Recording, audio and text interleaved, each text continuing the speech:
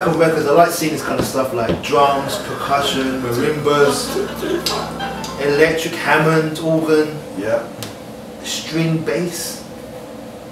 I don't even know what is it, Elka? Elka. It's a key, it's an organ. Oh wow, see this stuff. You'll know this.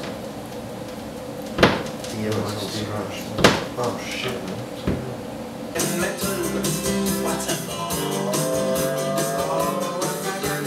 Kind of like on the top of the drum. I just don't do white tees. I just like either black, navy or grey, like dark colours. So it's funny I'm wearing this white tee, but for Sly, I definitely wear the white tee. But anyway, we're talking vinyl influences. Clive Williams, the writer, producer and director of Mr. Obscure, which is, it's not a movie about vinyl necessarily, but vinyl is a backdrop for the movie. He works in a vinyl store. A lot of the scenes are shot in a record store. I don't want to say deep into vinyl culture, that's a big statement, but I'm a big fan of vinyl. And I'm at the luscious, if there's such a word, the luscious pad of my friend Stuart Matthewman. Well, how are you, mate? Welcome. Stuart Matthewman, you know him from a number of things, from Sade, from, I don't know, the work he's done with Maxwell and a number of other acts, and now he's in a band. Should I say one half a band? Yeah, I mean, yeah, there's two of us. Yeah, you of us. I guess it's a duo, but there's 6 of us live. 6 of them live. It's a duo called Twin Danger, which is one of my favourite bands, and yeah, definitely one of my favourite bands. Yeah, definitely a great band. And Twin Danger have a particular kind of sound that I don't know. That's partly why I'm here. Really, like I'm just trying to figure out some of your influences in terms of records that influenced Twin Danger and that sound. The only reference that comes to mind for me is Chet Baker. That was the first one I pulled out. Yeah, Chet Baker is the... That's that album. Yeah, right. Chet Baker sings. Chet Baker sings. Yeah. Because, yeah. Yeah, I mean, it was about, you know, it's about songs. Right. And it was jazz, but it wasn't about showing off. He just had the most beautiful trumpet tone and his voice was beautiful. Right. And it was just, whatever he sang, you believed that it had happened to him. Yeah. He didn't write the songs, but he believed in them. But it's the same with Billie Holiday, same with Frank Sinatra. They could all sing the same song, but you believe that it happened to them. A lot of it's like genetics, I guess, and genes, right? Some people have that, that ability to just connect. Yeah. Well, I Billie Holiday's a great example. You know that Frank Sinatra and Billie Holiday and Chet Baker, those three particularly had such intense lives, you know, all over the place, from you know, amazing stuff and very dark stuff. So they're going to relate with anything. But you know, with Twin Danger, when we started writing songs, it was definitely more kind of song-based jazz rather than wanting to show off or wanting to do anything too clever. You know, we were just in a vibe. We were looking at old books like Claxton and. And these old, you know, books. William Claxton. Yeah. And looking at movies and stuff like that. We just kind of imagined ourselves in a movie when we were writing songs. Okay, that's cool. So it's more like, it's almost like making a movie and you make a film like mood board. Exactly. No, you make a mood board. For music, like what would William Claxton be listening to? Yeah, I mean, we didn't want to be too nostalgic. We didn't want the music to sound like of an era particularly. So I mean, particularly with Vanessa, her style, she's like, you know, she's of the time now. So she's going to write about what's you know happening to her now. We weren't trying to be like a vintage band or anything like that. Yeah, you know. and it's just the influences of who we listen to. Because that's the thing about Twin Danger. I've seen you live a couple of times, and it's like an intimacy. Right. And it comes across in like the records too. And it's funny because a few of those artists you mentioned, or all those artists you mentioned, Billie Holiday and Frank Sinatra and Chet Baker, they've all got that ability to draw you in. Yeah. Exactly. You know, and there's something about the voice. Yeah, well, Vanessa as well. I mean, but the way she is live, she really connects with the audience, and you want to listen to see what, you know, not just the band, not just the vibe, you want to listen to what she's saying as well. Yeah. So people tend to, So yeah, Chet Baker, what else you got there? Oh, I mean, this is just stuff deeply curious. This is just stuff that we'd be, you know, this is stuff that, not I say that we sound like, but so, you know, it's jazz, but then there's a lot of it is with guitar, you know, on the album, and you know, we love like an old Gretsch and with the tremolo, with the vibrato, the whammy. So I mean, a big influence for me would be the Cramps. You know, they're just simple chords, but like. I don't know much Cramps. I know about the Cramps. I know they're legendary, and there's people who are going to be watching this now, being like, "Hey, you don't know what the Cramps is." I do know of the Cramps. I just don't own any Cramp stuff, but. I mean, that's maybe more live the influence. I mean, we tend to get a bit more dynamic, and Robert, the guitar player, he could definitely be in the Cramps. Okay. Yeah. So this is more of like a visual influence, or like but also but the guitar live as well. You know, it's kind of like, you know. Yeah, I was playing out that. That's a big, you know. Chris Isaac. Yeah, I can totally see Chris Isaac. Yeah, it's a song that you know. Yeah, Wicked World. You know, it'll you know, pull you into the song, and it's.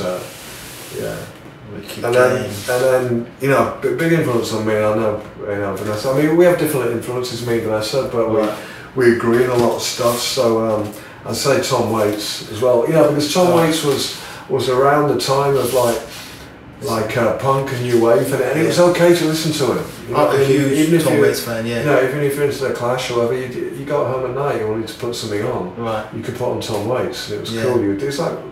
It's like reading Bukowski or something. You're brought into like a little, and I totally get that from drunk at the end of the night stories. You know? Yeah, I'm a big Tom Waits fan. Yeah. So the other thing that me and Vanessa did for influence is we'd watch movies and stuff like Now we're talking. Diva and Betty Blue and True Romance and Wild at Heart, Pulp Fiction. Kind of road movies, kind of stuff going on, and we what is the Nicolas Cage film? Is that Wild at Heart? Nicolas Cage. Oh yeah. That is an incredible movie. Yeah, it plays Sailor. That's the story. Yeah, of Sailor. And I totally get the Twin Danger and Wild at Heart. We always imagined ourselves like we were on the run for doing something. Right. So Ennio Morricone, big influence. Just the sound, just the you know, it's so beautiful, the chords, you know. Ennio Morricone, one of my favourite soundtrack composers, along with Schifrin. He's got over 500 movies. Oh really? Unbelievable. Yeah. I know he's incredible, and also this movie, Once Upon a Time in the West, has the greatest movie opening of all time. Oh, absolutely. Yeah. There's no other. Yeah. There's some that come close, but it's the greatest movie opening of all time, with no dialogue. It's just the sound effects. Yeah, this is one of my favourite movies ever. I need to get this soundtrack. Plus, it's a gatefold as well. You'll find that a rough trade for it. Yeah. Alright. And then just because it was how me and Vanessa clicked, you know, we just loved the Clash. You know, and the thing about the Clash was that, you know, we visually, you know, we were saying when we wanted to play live, you know, we wanted the band to look like a band.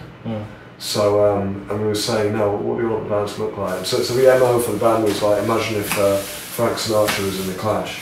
And, it was a Clash where, after, I mean, not the very beginning, but as soon as they came to America, they got deep into the whole rockabilly and the 50s style and everything that they were doing. Totally. But also musically, they were a band that could do anything. They did funk, they did Jimmy Jazz, they did like...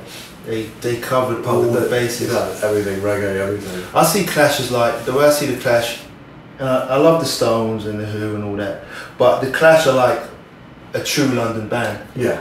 Like they embrace all the different cultures of London. Absolutely, yeah. Like reggae, I'm of Jamaican style reggae, and they just spewed it out, and they're a representation of London at that time in London now. Well, that was the thing about punk in the clubs, because when punk first came out, there wasn't really anything to play. You know what I mean? You could play as a Miggy or stuff, you know, in the club before the band went on. Yeah. So they always used to play like reggae. Yeah. And because it was rebel music. You know? Right, yeah. Well, what's his name? DJ's name? Yeah, the Don Letts. You know, I've got a compilation. And then a lot of those bands that are out, you know, like the Slits and those bands were very influenced by reggae. Yeah. There you go, for Clash. Pulling out the heavyweights now. Yeah, well, we always said Frank. Yeah, this is a big influence. I'd say this guy Oliver Nelson and also Gil Evans, and it was more about like we both love close harmonies. Can I see that? Yeah, like lush harmonies. So you know the vocals that Vanessa does, she does like very close harmonies. So it's kind of reminiscent of this kind of style of jazz. When you say close harmonies, that's when they go right into the mic. No. I mean, no. When you've got instead of just like the lead vocal and one harmony, you build up like 5 or 6 harmonies, kind of quite close together. And the same with the brass on the album. Right. There was some, a lot of close harmony stuff. Yeah. But you're right though. The way she sang, she was very close to the mic. She's very close to the mic. She's like a throwback. I think whenever I see you guys, I feel like I'm in some kind of underground cavern in New Orleans. But I think the other reason that the album, it makes it sound more jazz, and even it is because we didn't use. I mean, purposely, like most modern records, it's all about like the reverbs and the delays and making everything kind of wet sounding and very kind of that modern thing that's very.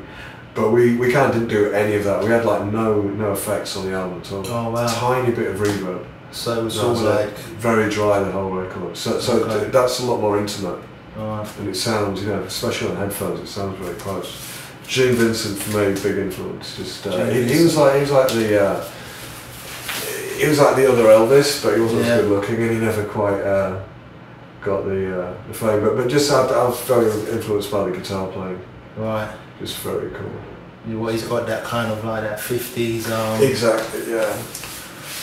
What's the guy's name that did Slinky? Is Slinky? Dun, dun, that's Link Ray. Link Ray. Yeah. Knew about this guy. He was like popular in England. Yeah, you listen to it now. You look at it now. It's like wow. It's a great cover. Since 57. And then other influences I've said to both of us would be like Nina Simone. Which is also, a lot of it is kind of jazz. Like the instrumentation. Right. But it's just songs. It's performance, and you're drawn into a. Wild is the Wind is an absolute beautiful song. That was Johnny Mathis did that originally. Really? Yeah, before Nina Simone and then David Bowie, of course. Oh yeah, I heard. I've got the Bowie version. But this is the best. It's so haunting. Yeah. And I can't imagine Johnny Mathis doing it because he's so. Yeah, it's actually really beautiful, his version. Yeah. 4 Women is on this too. So the other thing, the reason that we kind of got on, me and Vanessa, was we didn't really mean to write, but we were just kind of hanging out and listen to music, and we also we love classical music like Arvo Part. It's called Arvo Part. Okay. It's very, very kind of Eastern European, but it's very kind of weird close harmonies. Right.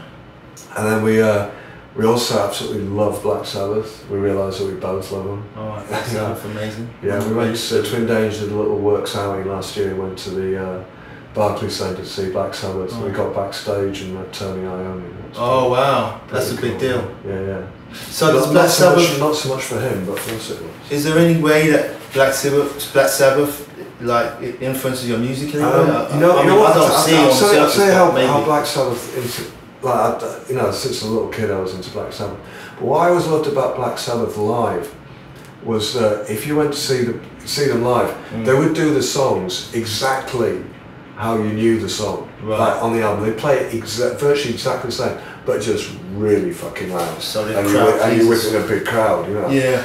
And I think Twin Danger and even Sade, same thing. We always kind of do the songs the same arrangement and the same as on the record, but then it's just more dynamic. Like, like the quiet bits are quiet, the louder bits are louder. Right. So that's definitely an influence. Like Black Sabbath, we just love the dynamics. A lot of bands don't have that now. That quiet to like really loud and and be able to move a crowd with a slow song. Right. It's Black Sabbath, a lot of their stuff's really slow.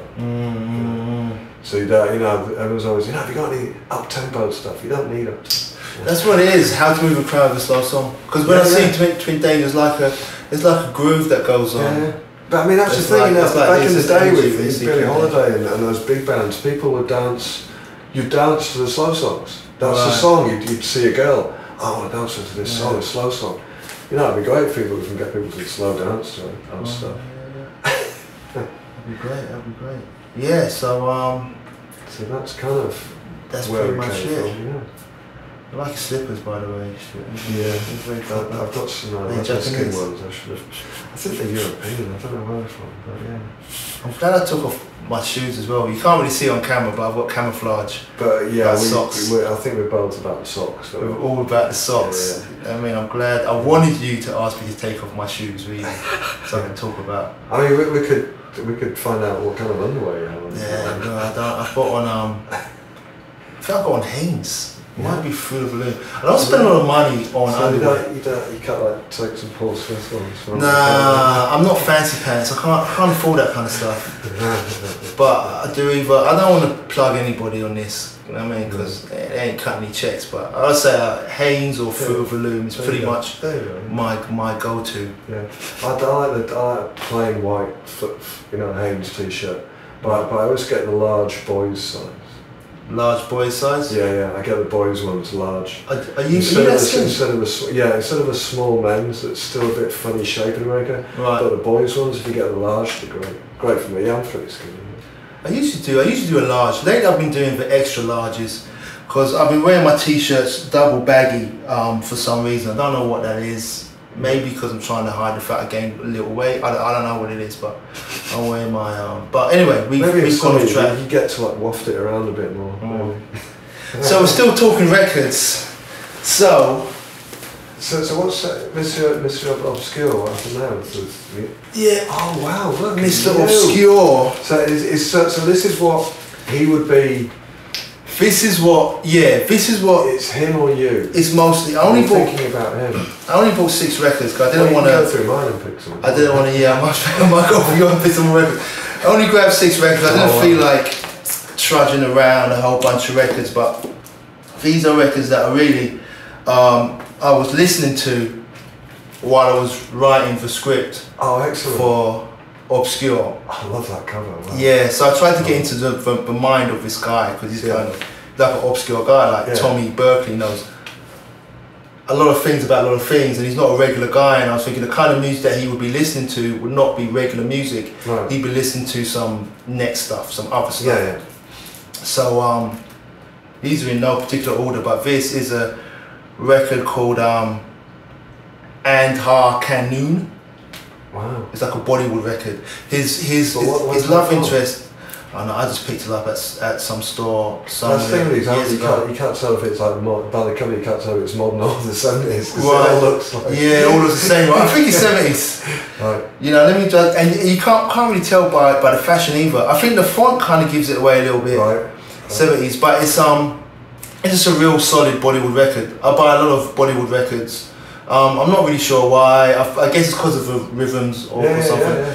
But that's the thing. I love in New York. You get in a taxi and if they've got like the Indian radio station or something, and you get in and they turn it off, and I'm like, no, they go, what do you mean? I said, no, listen to it. They think you're funny. But I love the beats and stuff, the Bollywood stuff, and his love interest is Indian. So I'm trying to get into his mindset of he's got a love interest who's Indian, but the initial attraction is that her uncle's a famous Bollywood musician, right? And that's what kind of attracts her to him, or attracts him to her, I should say. So I tried to get into his mindset, why he'd be attracted to this girl. So listen to that. This record. Do you know this guy called Albert Daly? No. That's the thing. I found this record. I gotta check that out. It's like spiritual jazz. Right. Albert Daly, Renaissance. And this record is just a record that I found randomly in a record store. It's really one of the most beautiful records I've ever heard. Wow. It's like Coltrane, like I Love Supreme-esque. Right. Yeah, it's just like a beautiful record. I don't know much about this guy. I guess he was a session musician for a bunch of people. And he put out this record, as far as I know, it's maybe the only record he ever did. Wow. His name's Albert Daly. The record's called Renaissance, and he's like an obscure record because no one's heard this guy. And I keep asking people about him, and no one knows much about him, so he's just... I never really listened to this record a lot while I was writing the movie, but it's just a record that now makes me think of what Thomas Berkeley could have become post the movie. Wow. Like, could have been this obscure musician playing jazz in wherever people play jazz. So he'll be playing jazz in places where people play jazz. Well, we play jazz when people don't when we play jazz. When people don't when we play jazz. And Ghetto Reality. Wow, that's very cool with that. So the group do you know youngsters? No. This record is amazing. It might be one of my favourite records. Oh really? Wow. I've got a whole box of Blaxploitation. Oh really? But what this is a teacher. She was a teacher, Nancy Dupree, and she basically it's her students singing these black protest songs. Wow. It's an amazing.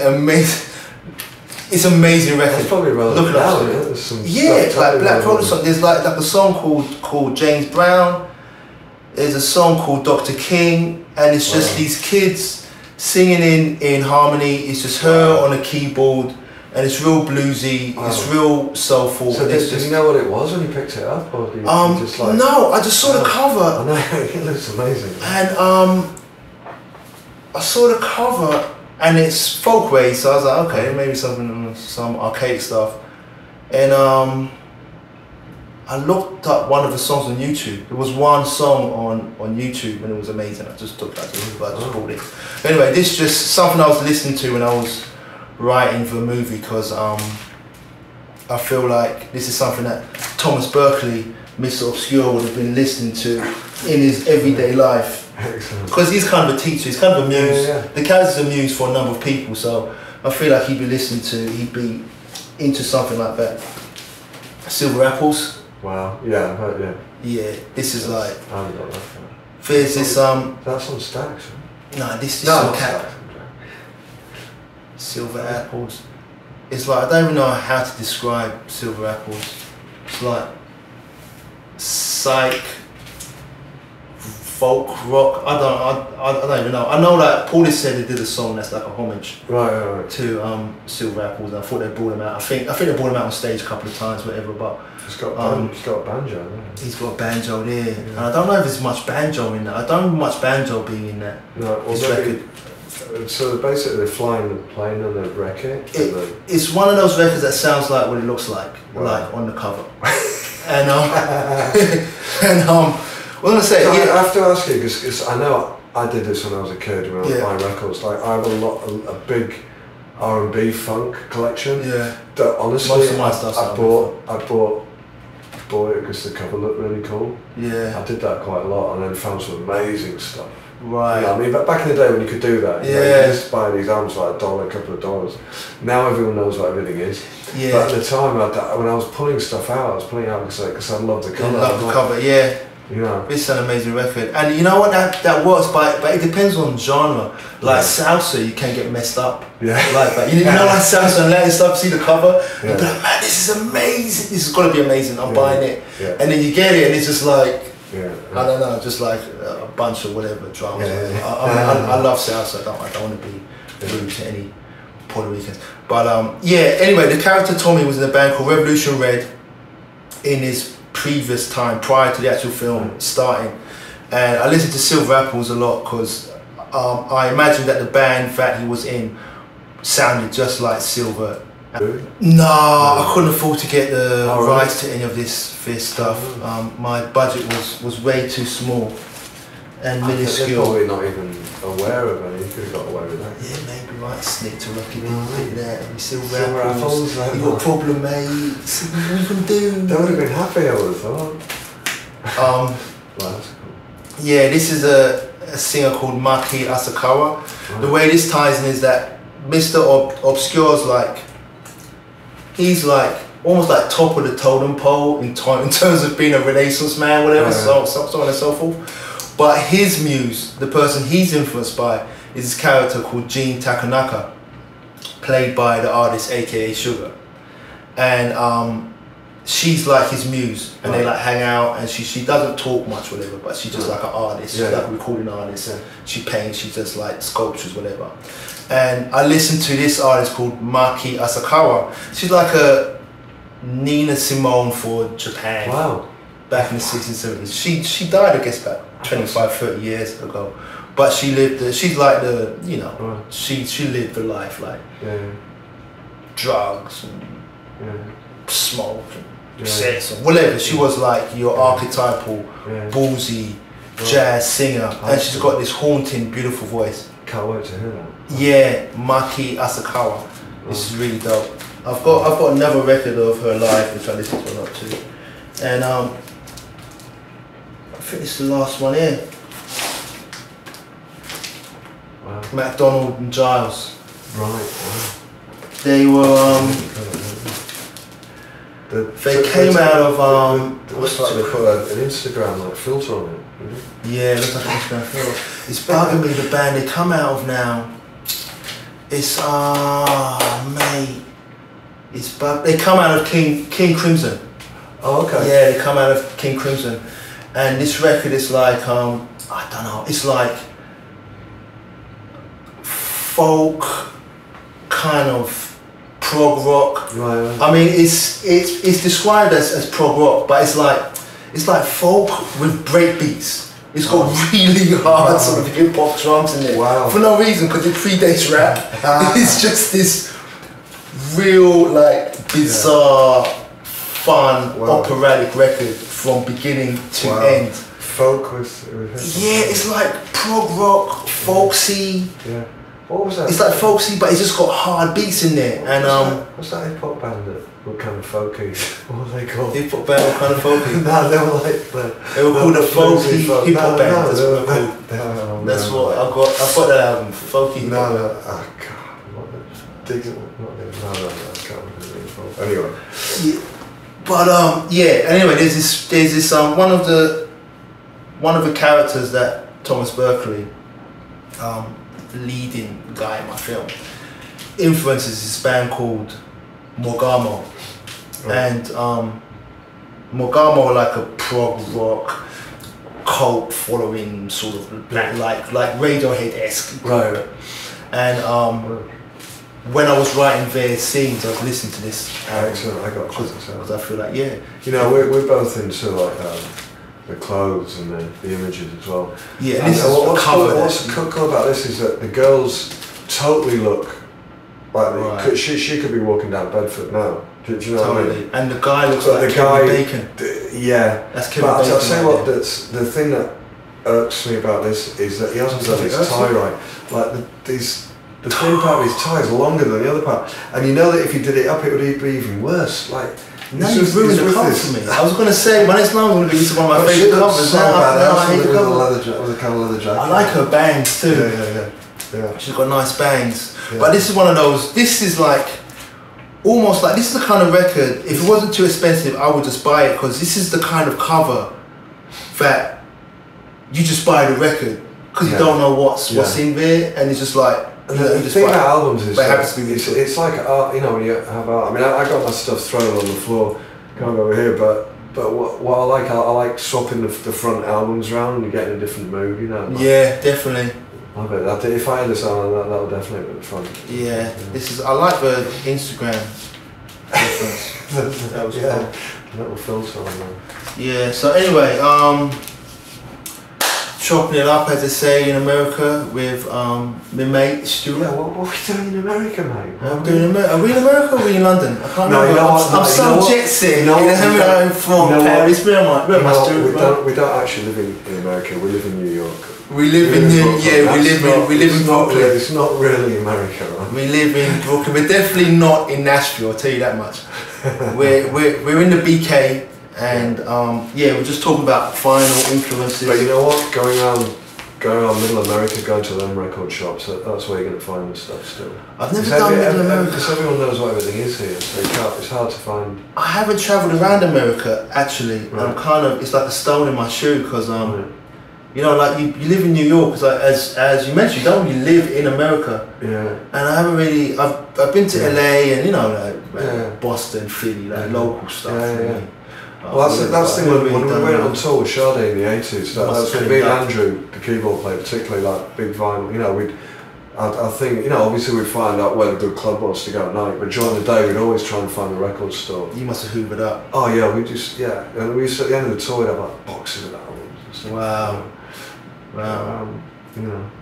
Is there anything here from that era? Or is that, is that in your big garage of records? No, I got everything. I mean, I have different piles. I've got like, you know, jazz and then quirky stuff and rock and R&B and new stuff.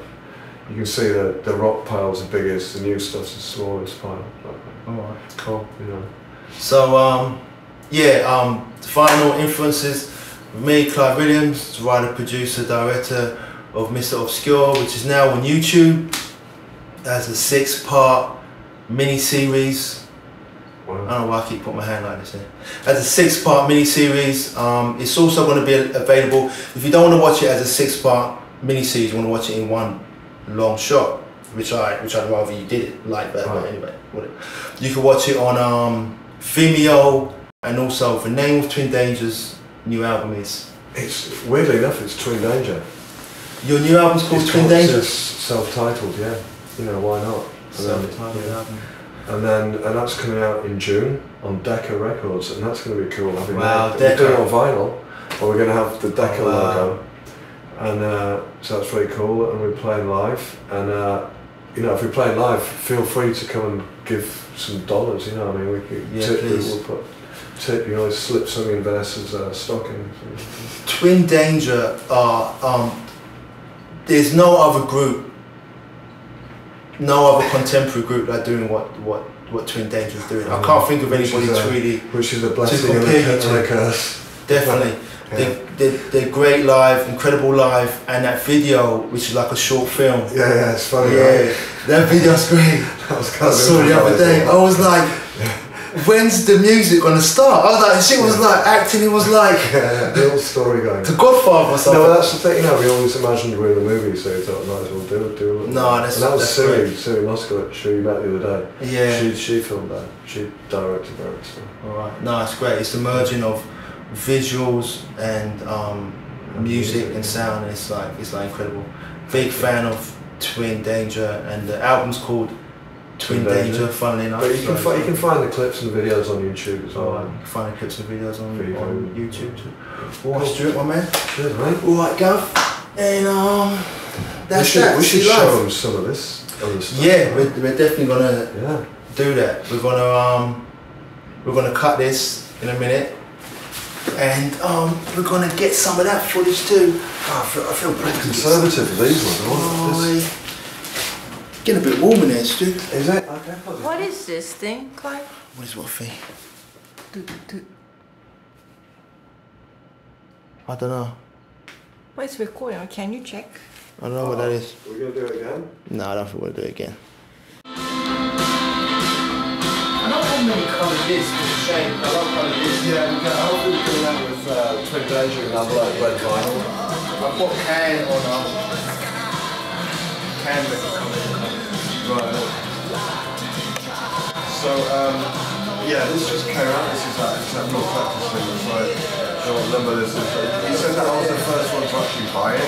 And it's what it is. No one else wanted it? No, it just came out. What it is, it's all like Cramps, kind of rare things and live performances. Cramps were one of the early gigs they did. They played in a mental institution. Oh, wow. They played in the loony bin. And it's on, you can see it on, it's absolutely